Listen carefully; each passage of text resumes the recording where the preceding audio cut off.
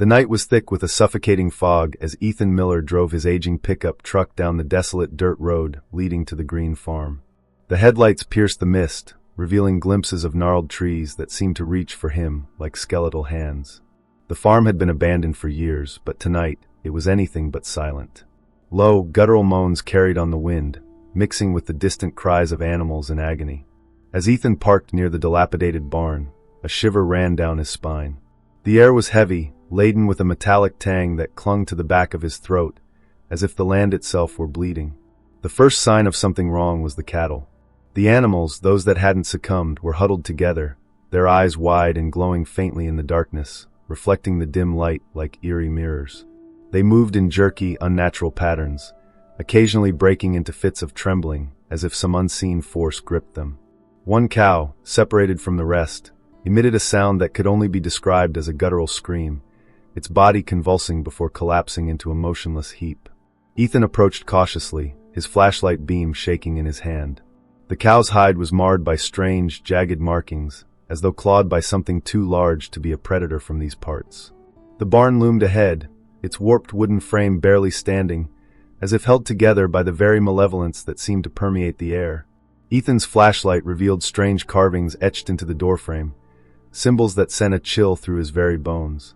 They were neither letters nor runes, but jagged, chaotic shapes that seemed to writhe under the light, almost alive. He hesitated, his breath fogging in the cold night air. A sudden rustle from within the barn made him freeze. It wasn't the sound of an animal. It was deliberate, calculated, like the slow shuffling of heavy feet dragging across the dirt. Summoning his courage, Ethan pushed the barn door open. It creaked loudly, the sound echoing into the cavernous darkness within.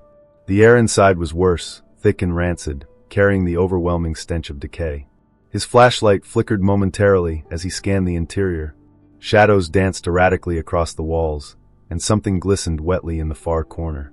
As he stepped forward, the beam illuminated a series of crude altars, constructed from twisted branches and stained with a dark, sticky substance that he dared not identify. Scattered among the altars were remnants of animal carcasses, their eyes gouged out and their bodies arranged in unnatural positions. Ethan's instincts screamed at him to leave, but his feet remained rooted in place. His eyes caught movement in the rafters above. A dark figure, too large to be a bird, shifted silently, its glowing red eyes fixed on him. The figure let out a guttural growl, low and reverberating, that seemed to vibrate through his very chest. As the growl deepened, Ethan felt a pressure building in his ears, a deafening silence that seemed to consume every sound around him. Suddenly, the flashlight went out, plunging him into darkness. The air grew colder, biting at his skin as the growl transformed into whispers. Dozens of voices speaking at once, their words unintelligible but filled with malice. The whispers circled him, closer and closer, as if the darkness itself had come alive. Panicking, Ethan fumbled for his flashlight, his hands trembling uncontrollably. When the light finally flickered back on, the barn was empty. The altars, the carcasses, even the figure in the rafters, all gone. But the symbols on the doorframe now glowed faintly, pulsating in rhythm with his own racing heartbeat. As Ethan stumbled out of the barn, the whispers followed him, fading into the night as he crossed the threshold. Yet, the sense of being watched never left him. In the distance, the sound of the animals crying out resumed, now mixed with a sinister laughter that echoed from the fields. Ethan looked back at the barn one last time, its door swinging gently in the breeze, and he knew this was only the beginning. Something was awake, and it had noticed him. As Ethan staggered away from the barn, his thoughts spun like a whirlpool. The symbols, the whispers, the eyes in the darkness, they gnawed at his mind, dredging up fragments of memories he couldn't quite piece together. The green farm was eerily familiar, though he couldn't recall ever setting foot there before. The dirt path beneath his boots felt like one he had walked long ago, its curves and bends etched into his subconscious. He tried to dismiss it as his imagination playing tricks, but the deeper he ventured into the property, the stronger the sensation became, like a whisper from his own forgotten past. His flashlight flickered weakly as he approached the farmhouse, a looming silhouette against the starless sky. The structure was a testament to decades of decay. Broken windows stared out like empty eye sockets, and ivy clawed its way up the walls, as if trying to strangle the building itself. But something in the way the shadows clung to the edges of the porch made Ethan pause. The air here felt heavier, as though the house was breathing, inhaling his presence. He pushed the door open cautiously, its hinges emitting a tortured groan. Inside, the air was stale and suffocating, tinged with the faint aroma of rot and mildew. Dust coated every surface, undisturbed by time, as if no one had dared enter in years. Yet, as Ethan stepped into the hallway, he noticed footprints in the dust, small, delicate ones, as though a child had wandered through recently. A chill ran down his spine as he followed them, his heartbeat echoing in the suffocating silence. Ethan backed out of the room, his hands trembling, but as he turned, he nearly collided with a figure standing in the hallway. He gasped, his flashlight revealing a woman dressed in a tattered black dress, her face obscured by a veil.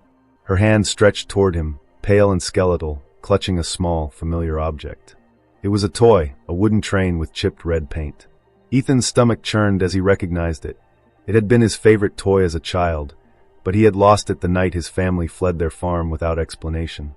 The woman's voice was a rasp, barely audible, as she whispered his name. "Ethan, you shouldn't have come back."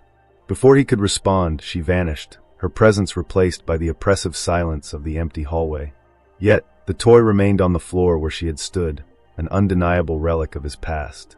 Ethan's mind raced. Why was his childhood connected to this place? Why had his family abandoned their own farm? He picked up the toy, his fingers brushing against the jagged edges of the chipped paint. Suddenly, a searing pain shot through his hand. He looked down in horror as the toy's wood appeared to writhe, forming the same jagged symbols he had seen on the barn's doorframe. The symbols burned into his skin before fading, leaving behind an ominous scar. The lullaby began again, louder this time, echoing through the house. It was joined by the sound of distant laughter, children's laughter, hollow and distorted, as if echoing from another world. Ethan stumbled out of the room, the photograph, the toy, and the symbols etched into his memory. Whatever had happened here long ago, it was tied to his family's darkest secrets. And now it was calling him back. Ethan emerged from the house, his breath coming in short, panicked gasps. The lullaby still echoed faintly in his ears, as if it had taken root in his mind, refusing to let go. The scar on his hand throbbed with a dull, unnatural heat, each pulse a cruel reminder of the symbols now etched into his skin. The weight of the toy train in his pocket felt unbearable, as though it carried the collective grief and dread of whatever horrors his family had left behind. But now, Ethan wasn't just uncovering a mystery. He was part of it, bound by something ancient and unyielding. The wind picked up as he approached the barn again, carrying with it the faint scent of burning wood and iron. The symbols on the barn door glowed faintly in the dark, pulsing in a rhythm that matched the throbbing in his scarred hand. He knew that whatever answers he sought, they lay within, but the barn felt alive now, watching him, waiting for him. Summoning all his courage, he stepped through the door, and the atmosphere shifted immediately. The air grew heavier, and the shadows deepened, curling around him like fingers closing in. At the center of the barn, the altar had changed. It was no longer a crude structure of branches and bones, but a complex, grotesque sculpture. Its surface seemed to breathe, shifting and undulating as if alive. The dark substance covering it oozed and dripped to the ground, where it pooled in unnatural patterns. Ethan's eyes were drawn to a small, glowing object embedded at the heart of the altar. It was his photograph, the one he had seen in the farmhouse, now pristine and glowing with an otherworldly light. As he stepped closer, a voice boomed in the cavernous space. It was deep, layered, and unnatural, as though 1,000 whispers had coalesced into a single deafening tone. "You have returned, Ethan Miller. You are the final piece." The voice seemed to come from everywhere and nowhere at once, reverberating through the barn and into his very soul. The shadows in the barn coalesced into a figure, its form shifting and flickering like a flame. It had no distinct features, only glowing eyes that burned with an intense, malevolent light.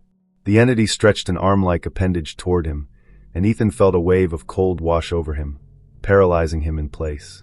The voice softened, becoming almost mocking. "The sins of your bloodline brought me here. Your grandfather sought my power, but his fear betrayed him. Now you must finish what he began." Ethan wanted to scream, to demand answers, but his throat felt constricted, as though the very air was working against him. The entity continued, its voice dripping with cruel amusement. "A choice must be made, Ethan. To cleanse this land, to free yourself, you must give me what I seek." The entity raised its hand, and visions flooded Ethan's mind. He saw his childhood farm, the night they fled, and his grandfather standing in the field, his face pale with terror as he clutched a small, glowing artifact, the same one Ethan now recognized on the altar. The vision shifted, showing Ethan himself as a boy, crying in his mother's arms as they drove away. But there was more, something he had forgotten.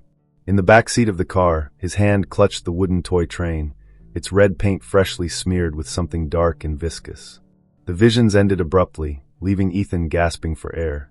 The entity loomed closer, its glowing eyes piercing through him. The choice is simple. Sacrifice a memory, or let the curse consume all. Give me your past, and I will grant you freedom. Ethan's mind raced. Sacrifice a memory? His memories were all he had left of his family, fragments of a life that had been shattered and scattered like leaves in the wind. But the entity was unyielding, and its presence filled the barn with a suffocating dread that left no room for argument. The altar pulsed again, its surface glowing with an inviting light, as though urging him to make his decision. As he stood there trembling, a new sound emerged, a soft, rhythmic tapping. Ethan turned toward the sound and froze. The rocking horse from the farmhouse had somehow appeared in the barn, its chair creaking back and forth in slow, deliberate motion. It was a cruel mockery, a reminder of what he stood to lose. The photograph on the altar glowed brighter, and Ethan realized with horrifying clarity what the entity was asking for.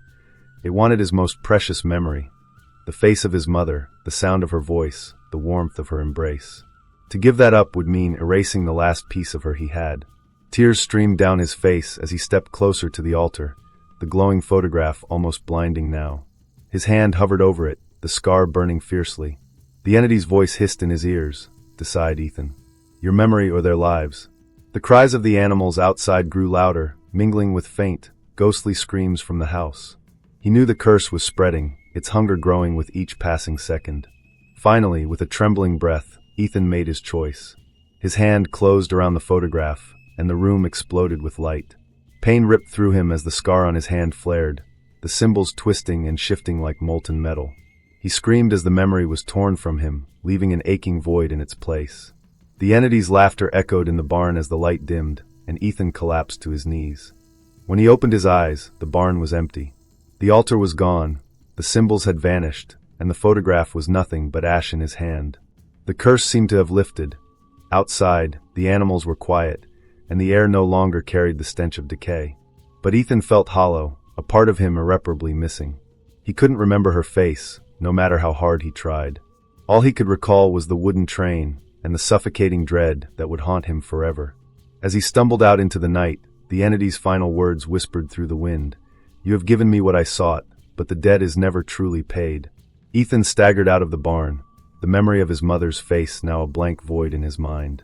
His legs felt like lead as he moved toward the farmhouse, seeking shelter from the growing storm overhead. The night was darker than before, as if the stars themselves had been consumed by an unseen force. The only sounds were his labored breathing and the crunch of brittle earth beneath his boots. But then, faintly at first, he heard it, a whisper, soft and chilling, weaving through the air like a serpent. The whisper wasn't coming from any single direction. It surrounded him, slithering through the shadows and creeping into his ears, filling his mind with fragmented words he couldn't understand. The language was alien, guttural, and ancient, yet it carried a sinister familiarity, like a lullaby long forgotten. Ethan froze, his heart pounding as the whispers grew louder, overlapping until they became a cacophony of voices. Some were mournful, others pleading, but most carried a tone of venomous malice that made his skin crawl. The shadows around him began to shift, coiling and stretching unnaturally. At first, they seemed to be tricks of the mind, but as the seconds passed, they took on forms, elongated figures with distorted limbs and hollow eyes that glowed faintly in the dark. They moved in jerking, unnatural motions, never fully materializing but always watching. One of them lurched closer, its claw-like hand reaching toward Ethan. He stumbled back, his breath catching in his throat as the shadow dissolved into the ground, leaving behind a chilling imprint of its claw on the dirt. He turned toward the farmhouse, desperate to escape the encroaching darkness. The whispers followed him, growing louder with each step, as if urging him to turn around to face them.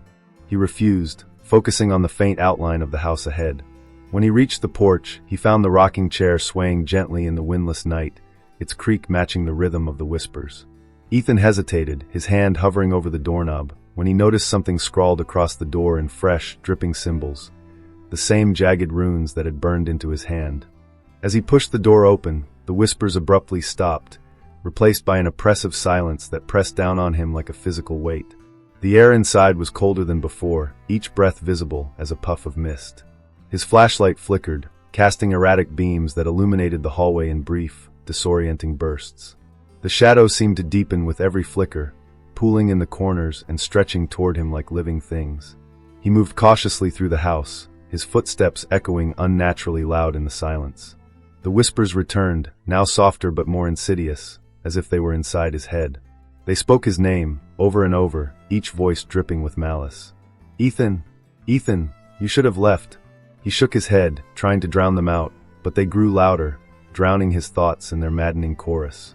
As he entered the living room, he saw something that made his blood run cold.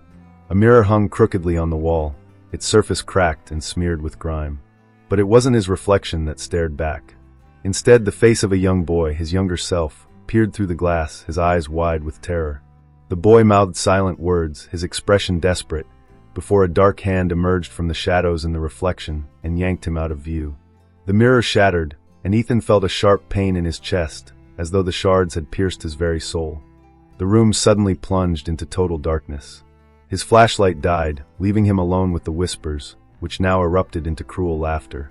He fumbled for his phone, its screen casting a dim glow, and as it lit up he saw them.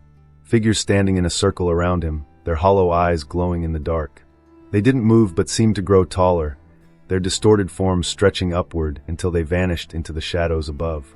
The phone's screen flickered, and a message appeared, written in the same jagged symbols that haunted him. "The debt is not paid." His heart raced as the phone overheated in his hand, forcing him to drop it. It hit the floor with a dull thud and went dark, plunging him once more into silence. Then from behind him he felt it, the cold, deliberate breath of something just inches away. He dared not turn, every instinct screaming that whatever was there was beyond comprehension. The whispers began again, this time clear and commanding. "Remember, what was taken will never be returned." A clawed hand brushed against his shoulder, sending a bolt of ice through his body. Summoning every ounce of courage, Ethan spun around, swinging the flashlight wildly. But there was nothing there. Just the suffocating shadows and the ever-present sense that he was no longer alone. The whispers faded, replaced by the faint sound of something dripping. Ethan looked down to see a pool of black liquid forming at his feet, its surface reflecting the symbols that burned into his hand. They glowed faintly, pulsating with a sinister rhythm, as if alive. He stumbled back, tripping over the shattered remains of the mirror, and as he hit the ground, the room seemed to close in around him. The walls stretched and bent, the ceiling lowering as if to crush him. The farmhouse itself was alive, and it wanted him to stay. Just as he thought the darkness would swallow him whole, the rocking chair in the corner began to creak again. Slowly, deliberately, it rocked forward and back, its movements synchronized with the sound of the dripping liquid. And then a voice, soft, familiar, and impossibly close, whispered in his ear, "You are one of us now, Ethan. The shadows are home." The farmhouse seemed to pulse with a life of its own as Ethan sat trembling on the splintered floor, his flashlight now a useless lump of plastic at his side. The black liquid pooling around him began to spread, tendrils of shadow-like substance snaking across the floor and creeping up the walls. He could hear them, whispers that felt like claws dragging across his mind, each syllable pulling him deeper into a vortex of fear. As the whispers grew louder, they began to take shape, not just sounds, but visions that flickered in and out of reality like flashes of lightning in a storm. The first vision came without warning, a figure, unmistakably his younger self, standing at the edge of a dark forest. Ethan's child self was holding the same wooden toy train he had found earlier, his face a mask of quiet terror. Behind the boy, the forest churned as though alive, the trees twisting and writhing into grotesque forms. Ethan reached out instinctively, but the vision dissipated, leaving him gasping in the oppressive silence. The shadows around him began to ripple, their movements almost hypnotic. From their depths emerged distorted faces, expressions frozen in agony, mouths open in silent screams. Ethan's pulse quickened as the faces leaned closer, their forms flickering like smoke, yet their presence was suffocatingly real. They began to whisper his name, their voices soft and accusatory. "You failed them, Ethan. You let them die. You always run." "No," he choked out, his voice trembling. But the shadows didn't relent. They shifted again, forming into familiar shapes, his mother, his grandfather, the animals from the barn. Their eyes were hollow, their movements jerky and unnatural, as if controlled by invisible strings. They stared at him with expressions of sorrow and blame, their mouths moving in unison. "You brought this upon yourself." Ethan shut his eyes tightly, trying to block out the voices, but the visions followed him into the darkness behind his eyelids. Memories surged unbidden, fragments of his childhood clawing their way to the surface. He saw himself as a boy, standing in the middle of a field at night, the sky swirling with storm clouds. His grandfather was there, chanting words Ethan didn't understand, holding a glowing artifact aloft. Ethan remembered crying out, begging him to stop, but his grandfather had turned to him with a face twisted in fear and determination. "This is the only way," he had said, his voice trembling. The memory ended abruptly, leaving Ethan gasping for air. The farmhouse groaned, its walls stretching and bending, the floor beneath him tilting slightly, as if the house were sinking into some unseen abyss. The black liquid on the floor began to bubble, and from its surface, new figures emerged. These were not just shadows, they were grotesque, half-formed creatures, their bodies malformed and dripping with the same viscous substance. Their faces were featureless except for glowing red eyes that burned with hatred. The creatures began to encircle him, their movements slow and deliberate, as though savoring his terror. Ethan's mind raced. He felt as though his very thoughts were being pulled apart, each fear magnified and reflected back at him through the creature's glowing eyes. The whispering intensified, the voices now distinct and clear. "Give in, Ethan. Let us take the pain away. All it takes is one step." The shadows shifted, and suddenly Ethan was no longer in the farmhouse. He stood in a void, surrounded by an infinite expanse of darkness. In the distance he saw a figure, his mother, bathed in soft light, her face serene and inviting. She extended a hand to him, her lips forming words he couldn't hear. He took a step toward her, desperate to reach her, but the shadows at his feet pulled at him like quicksand. "You left me, Ethan." Her voice finally reached him, soft but tinged with sorrow. "You let it happen." "No, I didn't. I didn't know," he screamed, his voice echoing into the void. The figure of his mother began to dissolve, her form consumed by the darkness, and in her place stood the entity from the barn. Its glowing eyes bore into him, its voice a thunderous growl. "You knew, Ethan. You always knew." He was back in the farmhouse now, the void gone, but the shadows still pressed in around him. The creatures had stopped moving, their forms blending into the walls as though waiting. The whispers softened, almost soothing now, and Ethan felt a strange calm wash over him. It wasn't relief, though, it was the numbness of despair. The voice of the entity returned, smooth and coaxing. "Fear is your only truth, Ethan. Embrace it, and you will understand. Reject it, and you will be devoured." From the corner of the room, the rocking horse creaked to life again. This time, its movements were rapid and erratic, the sound sharp and jarring. Ethan turned toward it, and for a moment he saw something, or someone sitting on it. A small, dark figure, its head tilting unnaturally as it rocked back and forth. Its laughter echoed through the room, childlike but distorted, each note sending a shiver down his spine. Then, with a final, violent motion, the rocking horse shattered, its pieces scattering across the floor as if flung by an invisible force.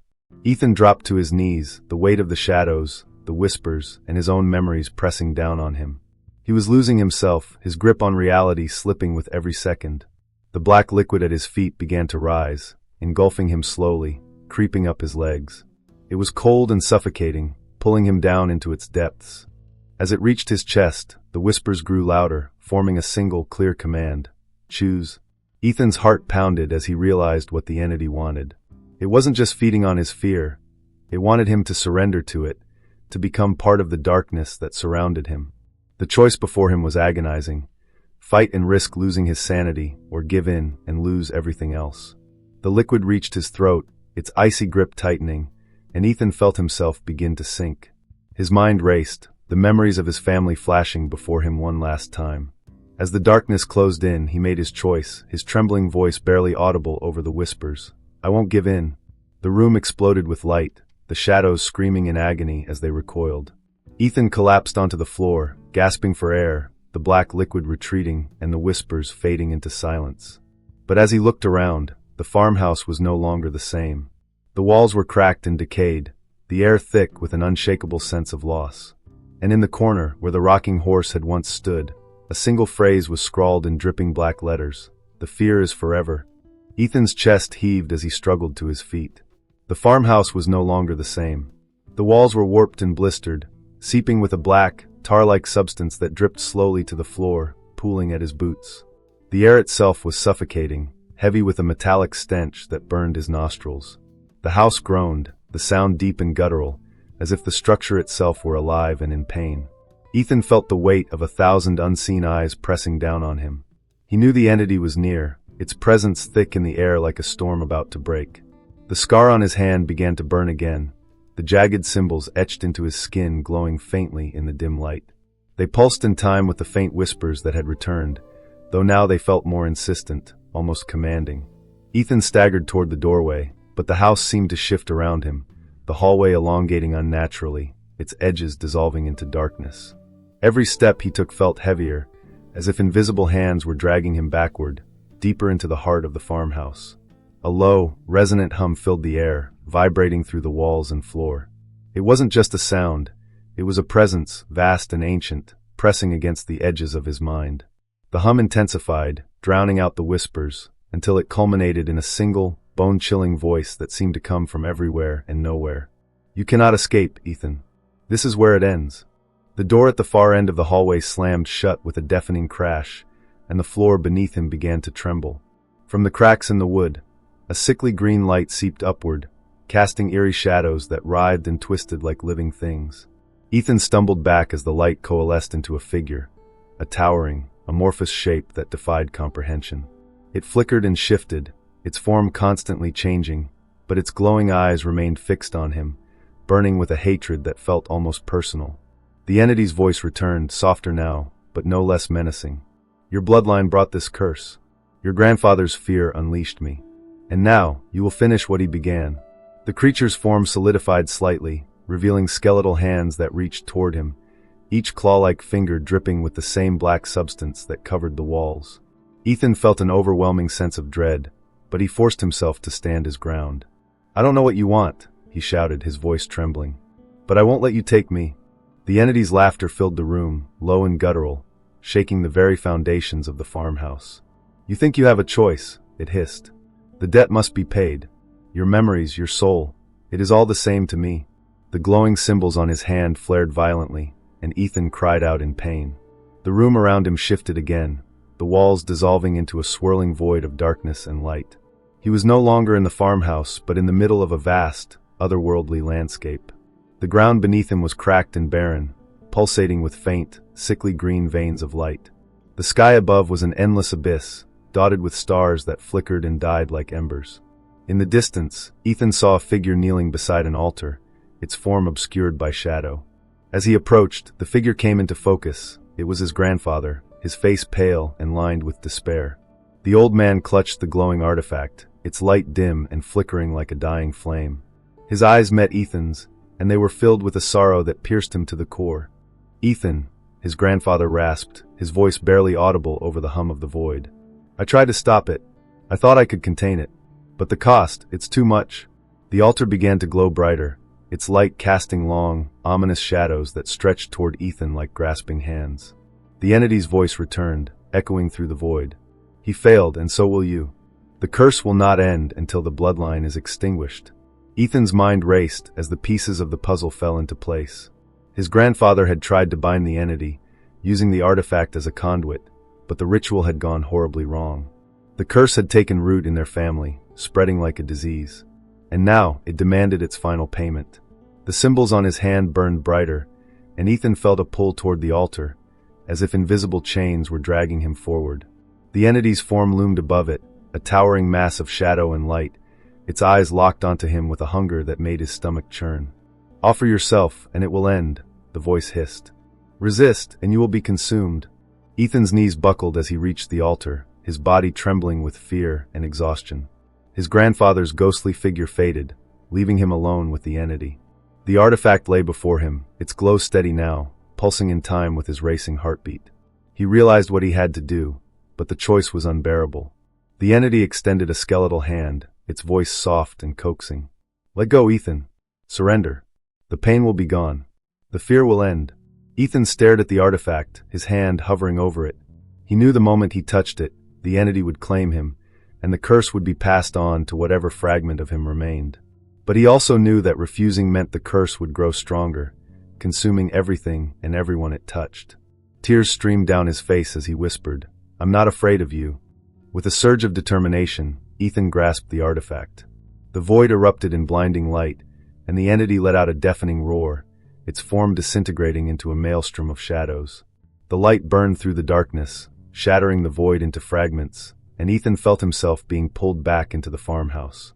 He collapsed onto the floor, his body trembling, the artifact now nothing more than a dull, lifeless stone in his hand. The farmhouse was silent, the oppressive presence gone. But Ethan knew the cost of his defiance. The curse was not defeated.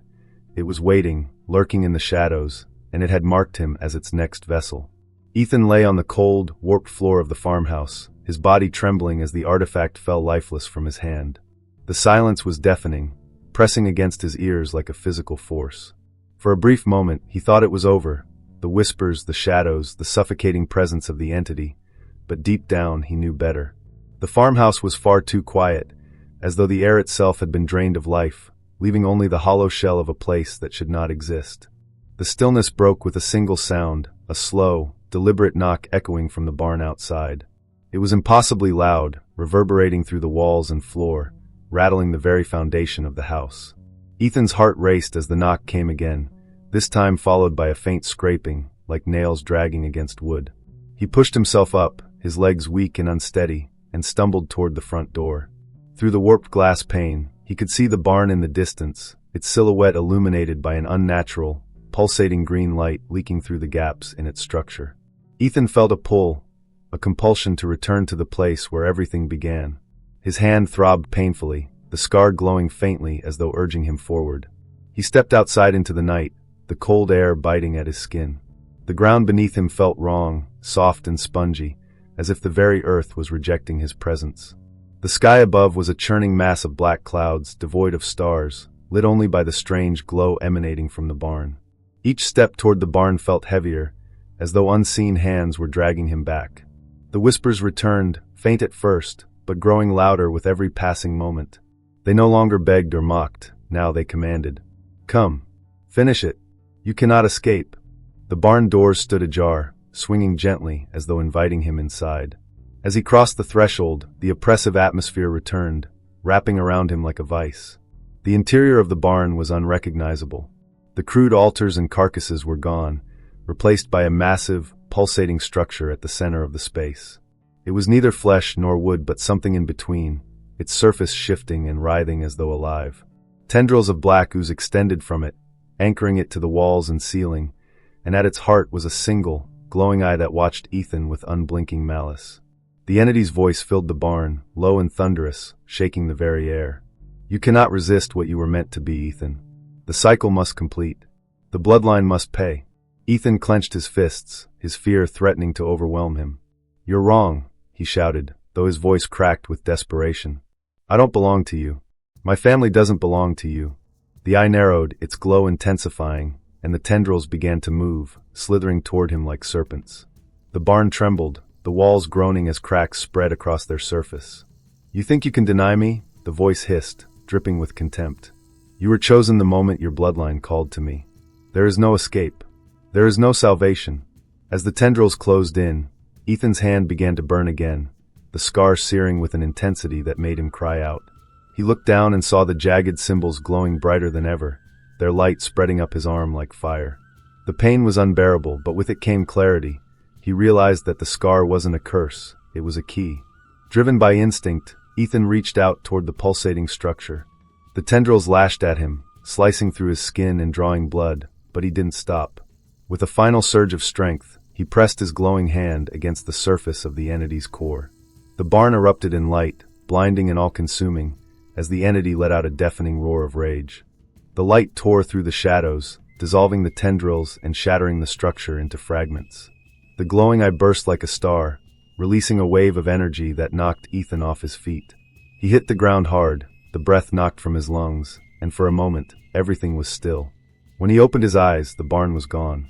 He was lying in an open field, the night sky above clear and dotted with stars. The farmhouse was no longer visible, and the suffocating presence of the entity had vanished. But as Ethan sat up, he felt the weight of something in his pocket. Reaching in, he pulled out the wooden toy train, its chipped red paint still fresh. His hand no longer bore the scar, but the memory of its pain lingered, a phantom ache that refused to fade. The whispers were gone, but the silence they left behind was worse, carrying the heavy weight of unfinished business.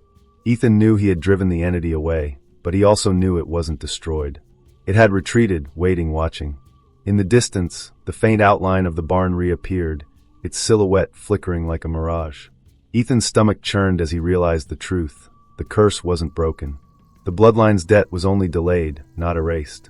And now, he carried its mark in a different way, an invisible tether to the darkness that had claimed his family. As he stood, the wind carried a final whisper, faint but unmistakable, "You cannot run forever." Ethan stood alone in the empty field, his legs trembling beneath him as he clutched the wooden toy train. The silence pressed against him like a shroud, heavier than any scream or whisper he had endured.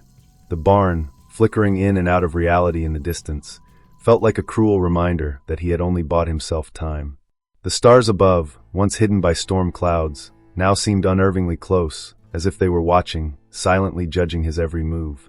He took a shaky breath, but even the air felt different, cold and thin, as though the world around him was holding its breath.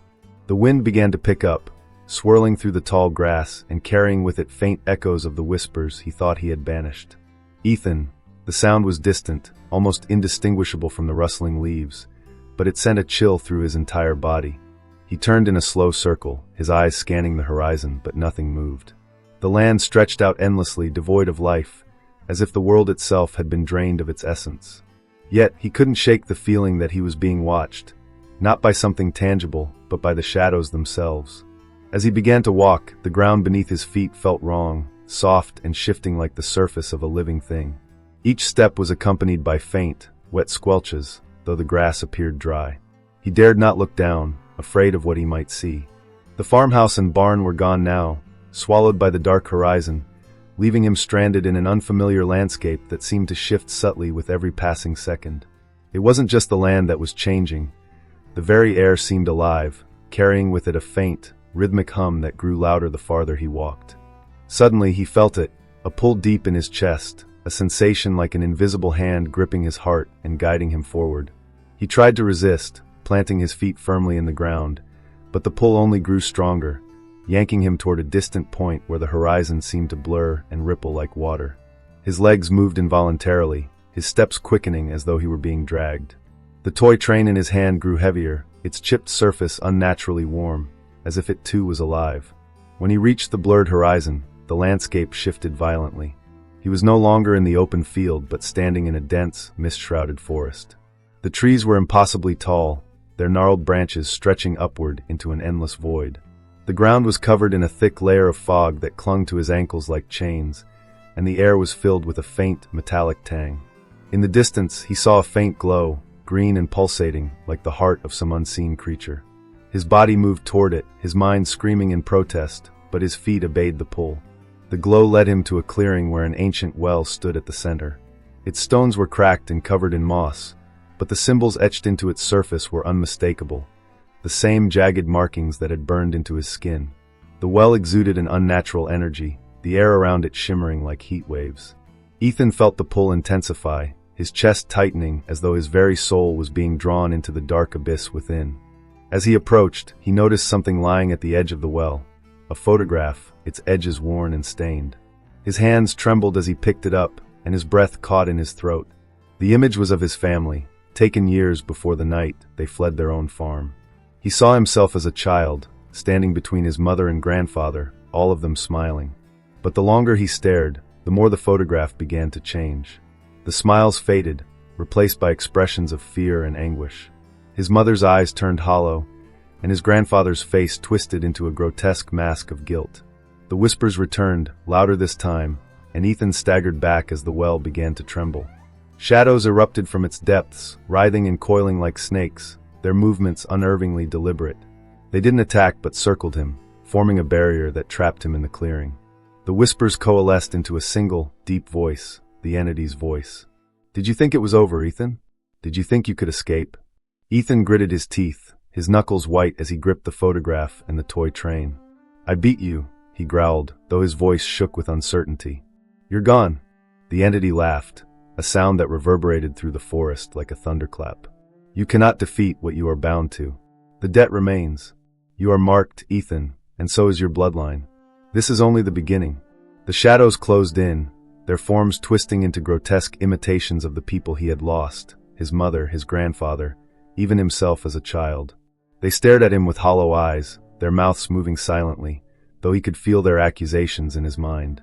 The well's glow intensified, and the pull became unbearable. Ethan fell to his knees, clutching his chest as a wave of nausea and despair washed over him. The photograph in his hand crumbled into ash, and the toy train burned with an intense heat, forcing him to drop it. The ground beneath him began to quake, cracks spreading outward from the well and oozing with black liquid. The entity's voice boomed again. The cycle will never end, Ethan. You may delay it, but the shadows will always find you. Suddenly, the forest dissolved, and Ethan found himself back in the field. The barn and farmhouse had returned, but they were distant, hazy, as though viewed through a warped lens. He was alone again, the sky above now devoid of stars. The wind carried one last whisper, soft and mocking, "Run if you must." But the shadows are patient. Ethan stumbled toward his truck, his mind racing. He climbed inside and turned the key, the engine sputtering to life. As he drove away, the barn disappeared in his rearview mirror, swallowed by the night. But the sense of relief was fleeting. In the passenger seat, the wooden toy train sat, pristine and whole, as if it had never been burned. And from the radio, a faint lullaby began to play, a melody he hadn't heard since the night his family fled their farm. The shadows had not been defeated. They had followed him, and they always would.